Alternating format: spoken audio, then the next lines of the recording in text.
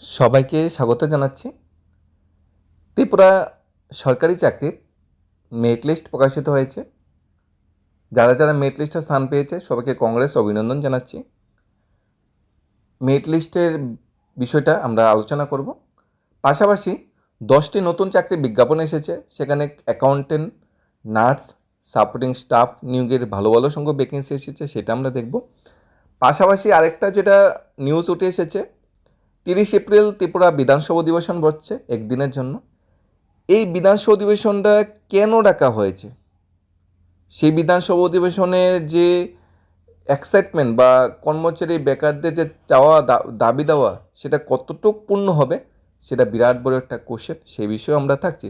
প্রথমত মেরিট লিস্টটা দেখে নেই, তারপর চাকরির যে বিজ্ঞাপনগুলি বেরিয়েছে সেটি এক এক করে দেখে নেব, এবং পাশাপাশি 30 তারিখ বিধানসভা অধিবেশন নিয়ে কী কী নতুন আপডেট আসছে সেটাও আমরা দেখে নেব।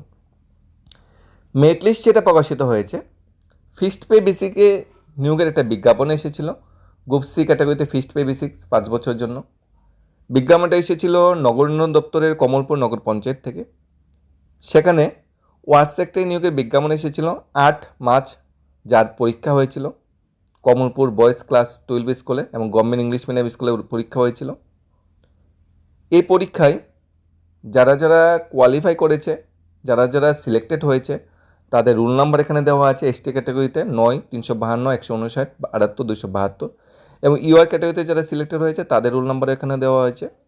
যারা যারা সিলেক্টেড হয়েছে তাদের বলা হয়েছে ইন্টারভিউতে অংশগ্রহণ করার জন্য। ইন্টারভিউ ডেট বলা হয়েছে 28/4/2026, এইচডিএম কনফারেন্স হল কমলপুরে ইন্টারভিউ হবে। সকাল 11:30 থেকে ইন্টারভিউ শুরু হয়ে যাবে। ইন্টারভিউর জন্য কোনো টিএডিএ দেওয়া হবে না। ইন্টারভিউতে যাওয়ার সময় সমস্ত ডকুমেন্টের অরিজিনাল এবং জেরক্স কপি এবং এডমিট কার্ড বা কল লেটার, যেটা আমরা ইন্টারভিউতে পেয়ে আর রিটেন এক্সামের সময় পেয়েছিলাম, সেইটা কিন্তু সাথে নিয়ে যেতে হবে। সকাল 11:30টার মধ্যে রিপোর্টিং করতে হবে। ইন্টারভিউতে অংশগ্রহণ করার পর, ইন্টারভিউর প্রক্রিয়া কমপ্লিট হওয়ার পর যারা যারা সিলেক্টেড হবে তাদের নাম ফাইনাল মেরিট লিস্টে প্রকাশিত হবে, এবং পুরো নিয়োগ প্রক্রিয়াটা কিন্তু ফিক্সড পে বেসিস হবে। ফিক্সড পেতেই কিন্তু এখানে নিয়োগ হবে, এবং ফিক্সড পেতেই স্যালারি স্ট্রাকচার দেওয়া হবে 5 বছরের জন্য, যতক্ষণ না পর্যন্ত সুপ্রিম কোর্টের কোনো নতুন আইন বা সুপ্রিম কোর্টের কোনো জাজমেন্ট আসছে। এরপরে যেটা প্রকাশিত হয়েছে, চাকরির বিজ্ঞাপন এসেছে এখানে। ত্রিপুরা স্টেট এজ কন্ট্রোল সোসাইটির আন্ডারে দিশা আইটি প্রজেক্টে নার্স নিয়োগ করা হচ্ছে এএনএম পোস্টে। 30 এপ্রিল ইন্টারভিউ, সকাল 11টা থেকে 2টার মধ্যে রিপোর্টিং টাইম। ইন্টারভিউ হবে প্রভা ধলাই এনজিও অফিস, কুলাই বাজার, ধলাইয়ে। পাশাপাশি এই সংস্থা বা ত্রিপুরা এজ কন্ট্রোল সোসাইটির অধীনই অ্যাকাউন্টেন্ট নিয়োগ করা হবে একজন, এবং ওআরডব্লিউ নিয়োগ করা হবে একজন। ইন্টারভিউ 30 এপ্রিল সকাল 11টা থেকে 2টা। অর্থাৎ ওআরডব্লিউ, অ্যাকাউন্টেন্ট বা নার্স পোস্টের জন্য যদি আমরা অ্যাপ্লাই করতে চাই, আগে থেকে ফর্ম জমা দেওয়ার কোনো প্রয়োজনীয়তা নেই। 30 এপ্রিল সকাল 11টা থেকে 2টার মধ্যে রিপোর্ট করতে হবে প্রভা ধলাই এনজিও, কুলাই বাজার, ধলাইয়ে। সেখানে ইন্টারভিউ হবে, সেখানে সিলেকশন হবে। যাওয়ার সময় অ্যাকাউন্টেন্ট যেমন গ্র্যাজুয়েশন পাস আউট লাগবে, টেলি সার্টিফিকেট লাগবে, এএনএম যেমন এনএম পাস আউট হতে হবে, সেই সার্টিফিকেটগুলো, ডকুমেন্টগুলো, এবং সাথে অবশ্যই জেরক্স কপি নিয়ে যেতে হবে। আগে থেকে ফর্ম জমা দেওয়ার কোনো প্রয়োজনীয়তা নেই। অ্যাকাউন্টেন্ট পোস্টের জন্য কিন্তু কমার্সে গ্র্যাজুয়েশন হতে হবে, আর ওআরডব্লিউ যে পোস্টটা সেটার জন্য ন্যূনতম 12 পাস হলে কিন্তু অ্যাপ্লাই করা যাবে। ওআরডব্লিউ পোস্টটা অ্যাকাউন্টেন্ট গ্র্যাজুয়েশন, আর এএনএমটা এনএম পাস আউট হতে হবে, এনএম ডিগ্রি পাস আউট হতে হবে। নেক্সট চাকরি বিজ্ঞাপন এসেছে ত্রিপুরা ইলেকট্রিসিটি রেগুলেটরি কমিশন থেকে।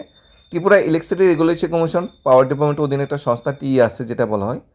এই কমিশন অধীনে একজন কনসালটেন্ট নিয়োগ করা হচ্ছে। বিশদ জানার জন্য বলা হয়েছে টিইআরসি অফিসের সাথে যোগাযোগ করা বা টিএসসি অফিসিয়াল ওয়েবসাইটটা ভিজিট করার জন্য কথা বলা হয়েছে। মেলের মাধ্যমে নিজের বায়োডাটা পাঠাতে হবে বা অফিসে গিয়ে নিজের বায়োডাটা পাঠাতে হবে। অনলাইন পাঠানোর কোনো এখানে রাস্তা রাখা হয়নি, অনলাইন মাধ্যম ফর্ম ফিল আপ কোনো রাস্তা রাখা হয়নি। জিমেল বা ফিজিক্যালি কিন্তু বায়োডাটা জমা দিতে হবে। মেল আইডি এখানে দেওয়া আছে। 16 May last date form fill up করা। বিস্তারিত আপনারা TERC.tripura.gov.in অফিসিয়াল ওয়েবসাইট থেকে দেখে নিতে পারেন। সরকারি চাকরির পাশাপাশি কিছু প্রাইভেট চাকরির নোটিফিকেশন এসেছে, সেগুলো আমরা দেখবো এক এক করে। প্রথমত, একদিনে যে বিধানসভা অধিবেশন তার ডেট যেটা 30 এপ্রিল লেখা হয়েছে, কেন আহ্বান করেছে অধ্যক্ষ রম্পতা জামাতিয়া, এটা বিরাট বড় একটা কোশ্চেন। রাজ্য বিধানসভা সচিব একেনাথ এই সংবাদ জানিয়েছে। ত্রয়োদশ ত্রিপুরা বিধানসভা নব অধিবেশন যেটা একদিন আগেই শেষ হয়ে গিয়েছিল, একদিন কম রাখা হয়েছিল, সেটা অনির্দিষ্টকালের জন্য মুলতবি করা হয়েছিল। বিধানসভা কার্যক্রম এবং নিয়মাবলী বিধির 19 নম্বর অনুচ্ছেদ অনুযায়ী অধ্যক্ষ রামপাল জামাতে আগামী 30 এপ্রিল সকাল 11টায় একদিনে অধিবেশন আহ্বান করেছে। জানা গিয়েছে এই বিষয়ে আগামী 27 এপ্রিল বিএসসি বৈঠক হবে।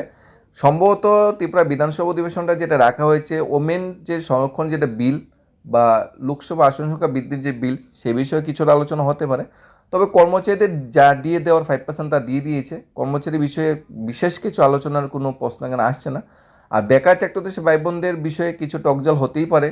টেটের এখনও মেরিট লিস্ট আসছে না, এসটিজিটি এসটিপিজিটি আটকে আছে, স্পেশাল এক্সিকিউটিভ আটকে আছে, এই বিষয়ে কিছু টকজল হতে পারে। অনিয়মিত কর্মচারীদের দাবি দেওয়া বিষয়ে কিছু টকজল হতে পারে। তবে সরকার নিজের তরফ থেকে যেহেতু অধিবেশনটা দেখেছে, হয়তো কোনো বিল পাস করাবে বা সরকারের কোনো কার্যকলাপ বা ওমেন এম্পাওয়ারমেন্ট ওমেন বিল নিয়েই আলোচনা হবে। কর্মচারী বিষয়ে বা বেকার চাকরিদেশী ভাই বোনদের বিষয়ে কোনো পজিটিভ নিউজ আসার সম্ভাবনা খুবই কম এই 30 তারিখ বিধানসভা অধিবেশনে। তারপরেও সবার নজর আছে।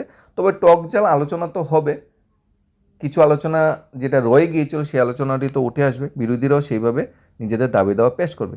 সরকারি চাকরির পাশাপাশি কিছু প্রাইভেট চাকরির নোটিফিকেশন এসেছে।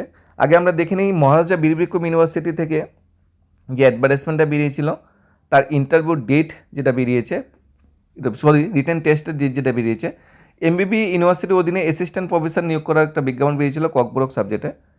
এই সাবজেক্টের যে রিটেন টেস্ট হবে মে মাসের 5 তারিখ হবে, দুপুর 12টায় রিটেন টেস্ট হবে একাডেমিক ব্লক এমবিবি ইউনিভার্সিটিতে। যারা অ্যাপ্লাই করেছিল তারা যাতে অবশ্যই mbbonline.edu.in থেকে অ্যাডমিট কার্ডটা ডাউনলোড করে ইন্টারভিউতে আর এই রিটেন এক্সামে সরাসরি অংশগ্রহণ করে সেই সেইটাই কিন্তু এখানে বিজ্ঞাপন আকারে দৈনিক সংবাদে মহারাজা বীরবিক্রম ইউনিভার্সিটি থেকে পাবলিশ করা হয়েছে এবং অফিসিয়াল ওয়েবসাইটে কিন্তু সেই বিজ্ঞাপনই দেওয়া আছে। সরকারি চাকরির পাশাপাশি প্রাইভেট চাকরি যেমন মেডিসিন শপে 2 জন স্টাফ নিয়োগ করা হচ্ছে। ফোন নাম্বার দেওয়া হচ্ছে 87875261, এই 7 নম্বর যোগাযোগ করে নিতে পারেন। আগরতলা একটি শোরুম, কাপড়ের শোরুম, রিটেল কাপড়ের শোরুমে স্টাফ নিয়োগ করা হচ্ছে। ফোন নাম্বার যোগাযোগ করে নিতে পারেন 87779421 যোগেন্দ্রনগর একটি ফুড প্রোডাক্ট কোম্পানির জন্য ড্রাইভার এবং সেলসম্যান নিয়োগ করা হচ্ছে। 9436125287 নম্বর যোগাযোগ করে নিতে পারেন। শাড়ির শোরুমে সেলসম্যান নিয়োগ করা হচ্ছে মেল ফিমেল বোথ ক্যাটাগরিতে। 9612489552 নম্বরে যোগাযোগ করে নিতে পারেন। নার্সিং হোমে স্টাফ নিয়োগ করা হচ্ছে মাধ্যমিক উচ্চ মাধ্যমিক পাস ছেলে। 9891474180 নম্বরে যোগাযোগ করে নিতে পারেন। মহিলা কর্মী নিয়োগ করা হচ্ছে আরামের সমনি শাড়ির শোরুমে। উচ্চ মাধ্যমিক পাস হলে অ্যাপ্লাই করা যাবে। ন্যূনতম বয়স 25 হতে হবে, 25 বছরের কম বয়সী হতে হবে, তাহলে অ্যাপ্লাই করা যাবে। কন্ট্যাক্ট করে নিতে পারেন 8974858623 নম্বরে। গোলবাজার একটি ডিসপোজাল আইটেমের দোকানের জন্য পুরুষ স্টাফ নিয়োগ করা হয়েছে। প্রতিবাদী কলমে চাকরি বিজ্ঞাপনটা বেরিয়েছে। ফোন করে নিতে পারেন 7628938491 এই নম্বরে। এই চাকরি বিজ্ঞাপনটা প্রতিবাদী কলমে বেরিয়েছে। আর এই যে চাকরি অ্যাডভার্টাইজমেন্টগুলো এটি আজকে দৈনিক সংবাদ পেপারে বেরিয়েছে। এবং আপনারা যোগ্যতা কোয়ালিফিকেশন অনুযায়ী দেখে নেবেন কোন জবটা আপনাদের জন্য সুইটেবল এবং কোন জবটা আপনাদের কোয়ালিফিকেশন ক্রাইটেরিয়া অনুযায়ী মিলে যাচ্ছে। ধন্যবাদ সবাইকে।